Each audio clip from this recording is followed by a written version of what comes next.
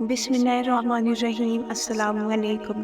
آپ ایک لمحے کے لیے یہ ضرور سوچتے ہوں گے کہ کچھ لوگوں کو اللہ نے دنیا میں بہت سی نعمتیں دی ہیں اور کچھ لوگ بہت تنگ دستی اور مفلسی میں زندگی گزار رہے ہیں۔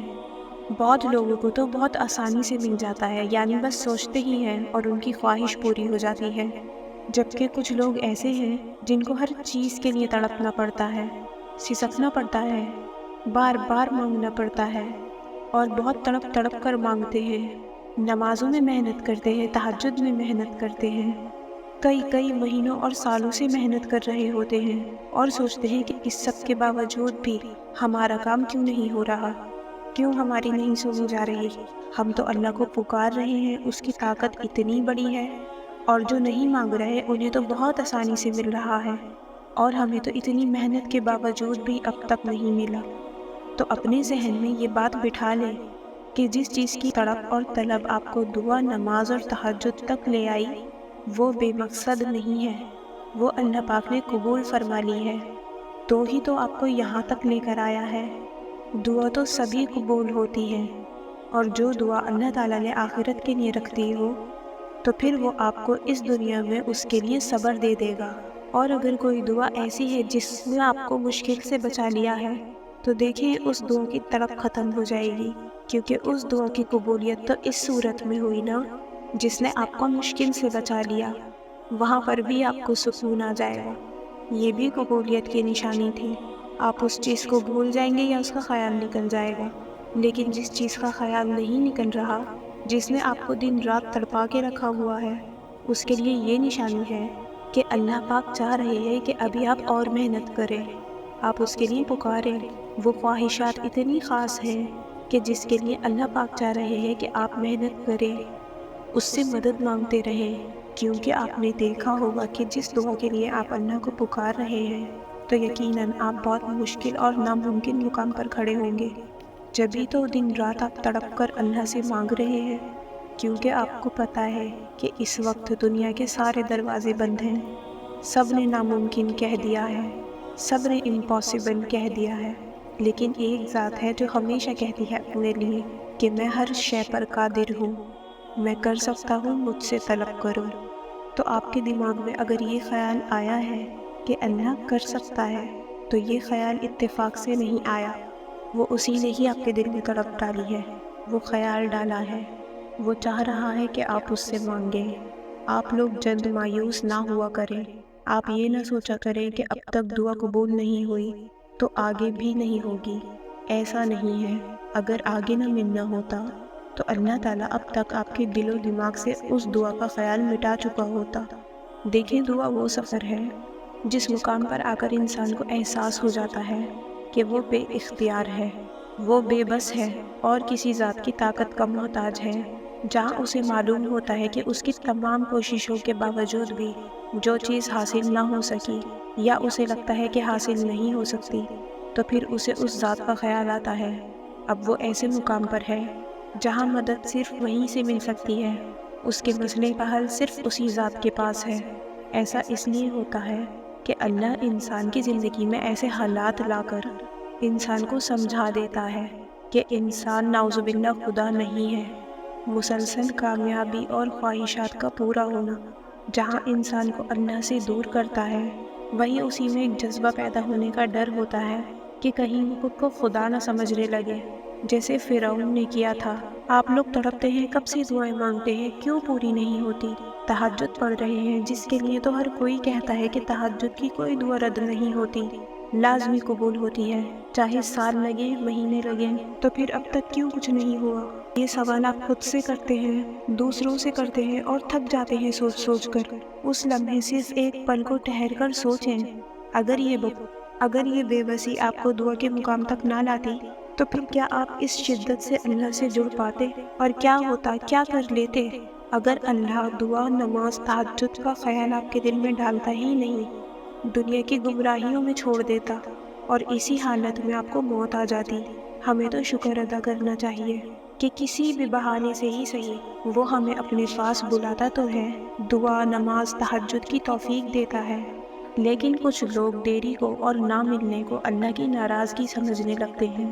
یا یہ سوچتے ہیں کہ ان کی دعا قبول نہیں ہوگی، وہ نیک ہے ہم نیک نہیں ہیں، ہم تو بہت گناہ گار ہیں، اللہ تو صرف نیکوں کی سنتا ہے۔ اگر ایسا ہے تو وہ قرآن میں کیوں کہتا بار بار کہ تم جتنی بار میرے پاس آؤ گے، معافی مانگو گے، میں تمہیں معاف کر دوں گا، اور میری فرما برداری کرو، میں دوں گا۔ اگر ایسا ہی ہونا ہوتا تو آدم علیہ السلام بھی کئی سالوں تک رو رو کر معافی مانگتے رہے، کئی سال لگے انہیں۔ وہ سوچ سکتے تھے کہ اتنے سالوں سے مانگ رہا ہوں تو شاید میرے حصے میں معافی نہیں ہے، لیکن انہیں یہ خیال نہیں گزرا، کیونکہ انہیں یقین تھا کہ ملے گا، ضرور ملے گا۔ انہیں اللہ کے ہونے کا یقین تھا، کیونکہ وہ پیغمبر ہیں، درجے میں زیادہ ہیں، زیادہ علم والے ہیں، اور جس طرح خدا کا انہیں یقین تھا، ہم اس مقام کا تو سوچ بھی نہیں سکتے۔ اسی لیے تو یہ پیغمبر اور یہ درویش اللہ سے تڑپ کر، جڑ کر یقین سے مانگتے ہیں کہ انہیں پتہ ہوتا ہے کہ ملے گا تو صرف اللہ سے ہی ملے گا، اور اللہ ہی اس لائق ہے کہ اس کی عبادت کی جائے، اس سے مانگا جائے۔ کچھ لوگ سوچتے ہیں کہ جب سب کچھ ہی اللہ کے اختیار میں ہے تو ہم بڑے مظلوم اور محتاج ہیں، نعوذ باللہ، جیسے ان پر ظلم کیا جا رہا ہو، جیسے وہ کوئی قیدی ہو۔ حالانکہ یہ سب صرف نا علمی کی وجہ سے ہوتا ہے، ہم اللہ کو جانتے نہیں ہیں نا، اسی لیے بڑی آسانی سے گلہ کر دیتے ہیں۔ حالانکہ کتنے موقعوں پر اس نے ہمیں اختیار دے کر دیکھا کہ کتنے گناہ کرتا ہے، اور اس لمحے فوراً پکڑ بھی نہیں کی۔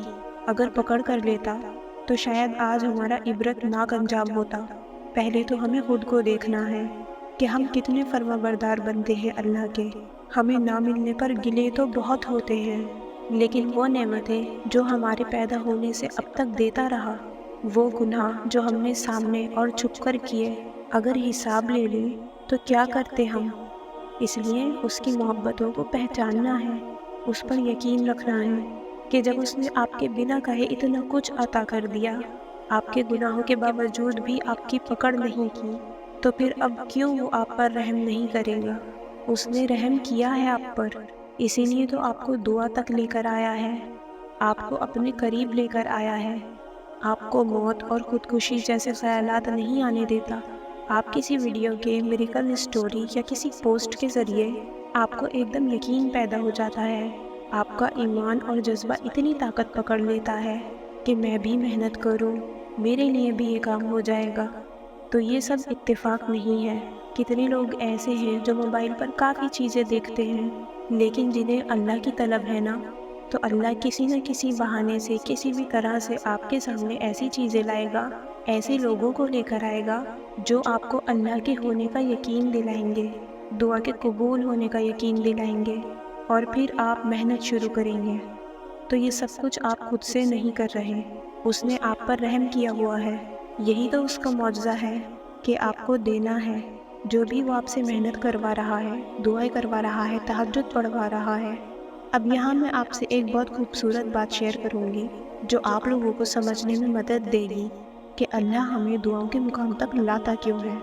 اللہ پاک جب کہہ رہا ہے کہ بندے مانگو مجھ سے، میں راضی ہوتا ہوں مانگنے والوں سے، پھر ہم کوئی چیز اللہ سے مانگتے ہیں رو کر، گڑ گڑا کر، اور وہ چیز جب ہمیں مل جاتی ہے تو آپ کو کیا لگتا ہے کہ اس چیز کی قدر نہیں کریں گے؟ ہم لازمی کریں گے، اس کو معلوم ہے، کیونکہ جب ہمیں یہ پتہ ہوگا کہ یہ چیز ہمیں بہت مشکل سے ملی ہے اور یہ چیز اللہ نے مجھ سے راضی ہو کر مجھے دی ہے، اس چیز کے ملنے کی خوشی کی تو بات ہی الگ ہوگی۔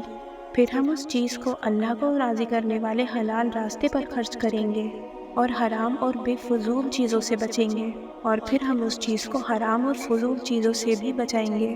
جس کو بغیر مانگے ملتا ہے نا، اس کی مثال 1000 کے نوٹ کے برابر ہے جو راستے میں ہمیں پڑا مل گیا اور ہم نے اٹھا کر جیب میں ڈال دیا، اور اسی 1000 کے نوٹ سے ہم نے کوئی مووی دیکھ لی یا پھر کسی اور برائی کے کام میں خرچ کر دیا، کیونکہ اس نوٹ پر ہماری کوئی محنت نہیں لگی ہوئی۔ اسی طرح جسے اللہ سے مانگے بغیر مل رہا ہے، وہ اپنے پیسوں کو کہیں صحیح جگہ پہ خرچ نہیں کرے گا۔ اب فیصلہ ہمارے ہاتھ میں ہے کہ ہم اللہ سے مانگ کر لیں، رو رو کر لیں، اللہ کو راضی کر کے لیں، اور یہ خود سوچیں آپ کہ کون سی چیز اچھی ہے، محنت والی یا بغیر محنت والی۔ لوگ بولتے ہیں کہ اللہ پاک میں کب سے مانگ رہا ہوں اور مجھے وہ چیز نہیں مل رہی، اور فلاں دوست، فلاں رشتہ دار، ان سب کو تو بغیر مانگے ہی مل رہی ہے۔ اب ہم خود ہی سوچ لیں کہ مانگ کر لینا اچھا ہے یا بغیر مانگے۔ اللہ تعالیٰ دے کر آزماتا ہے کہ یہ نعمتوں کی کتنی قدر کرتا ہے، میری اس نعمت کے ساتھ کیا کرتا ہے، شکر کرتا ہے یا پھر حدوں سے باہر چلا جاتا ہے۔ اگر شکر نہیں کرتا تو اللہ تعالیٰ اس سے وہ نعمتیں لے لیتا ہے۔ پھر ایسے لوگوں پر تکلیفیں آتی ہیں، ڈپریشن، مایوسی، بیماری اور بالکل ٹوٹ جانا۔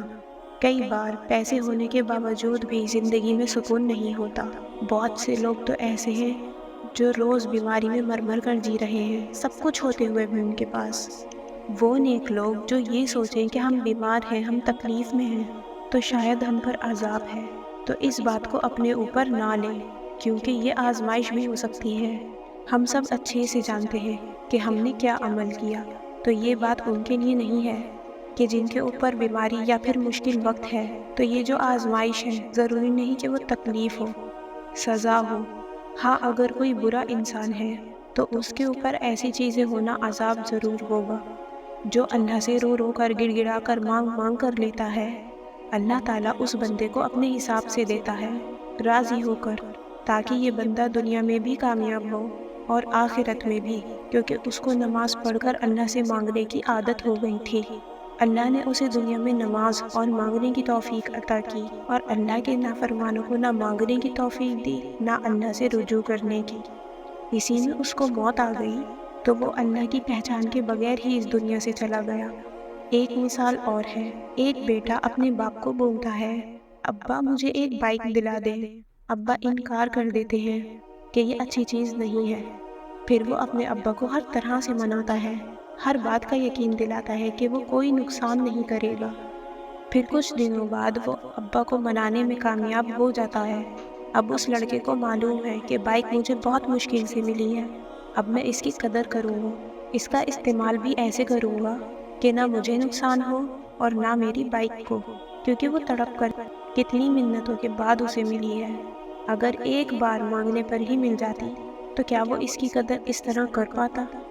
تو اسی لیے اللہ تعالیٰ نے ہمیں مانگنے کی توفیق دی ہے، ہمارے لیے دعا کا راستہ دیا ہے۔